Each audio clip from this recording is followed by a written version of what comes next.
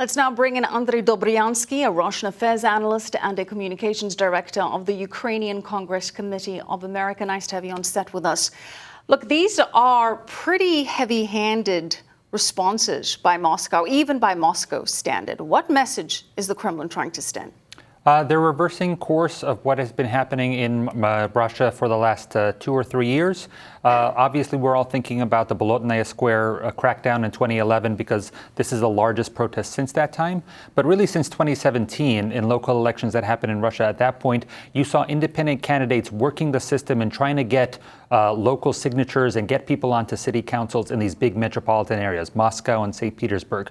This is something that Russia, in terms of United Russia, the party, and Putin is very worried about. And there have been an enormous amount of pressure during the year. We're seeing a violent crackdown in the streets, but there are candidates who are on hunger strikes right now. There are candidates whose supporters and they themselves have been hit with fecal matter in the streets. It's really intimidation from the top down to try to drive off this feeling of empowerment on the populace. Well, you could argue that even with these protests, that the biggest threat to Putin perhaps is the economy, because he's still doing pretty well in the polls. I mean, he's dropped a couple of points, but the majority of Russians still support him.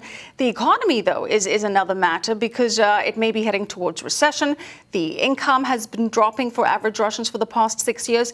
Is that something that's likely to cause him more headaches? Well, I will mention that these protests are happening mostly in these major metropolitan areas. You're not going to see it in the rest of the country. The country is about 100 million strong.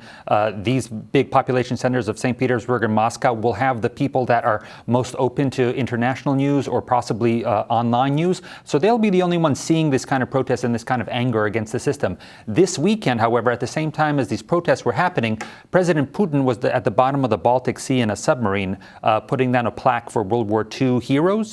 Medvedev was in Crimea honoring the fact that they annexed that.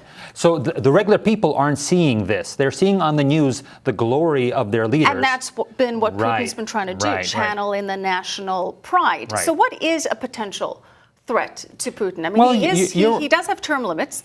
Although that hasn't really stood in his way before. He's up for re-election 2024. That really hasn't been an issue in the past. Well, they're trying to make sure that none of these local leaders trying to get on. So it's not that all independent candidates can't get on. They're targeting specific ones who have a clear shot at gaining city council seats. And why are you worried about city council seats? It's because St. Petersburg and Moscow are on the federal level. It's like being a state senator if you're on the city council of any of these cities. And the mayor of those cities is on the level of a governor. So they want to hit these cities where they can affect federal change on that kind of level. Very quickly, in the 20 seconds we have left, this accusation by Navalny that he was poisoned. What do you make of that?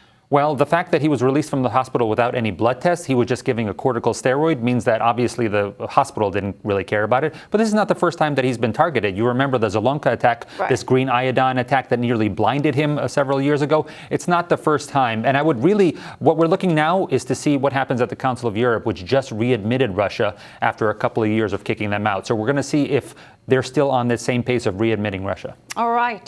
Thank you so much for that analysis. Andrij Dobriansky, Russian affairs analyst.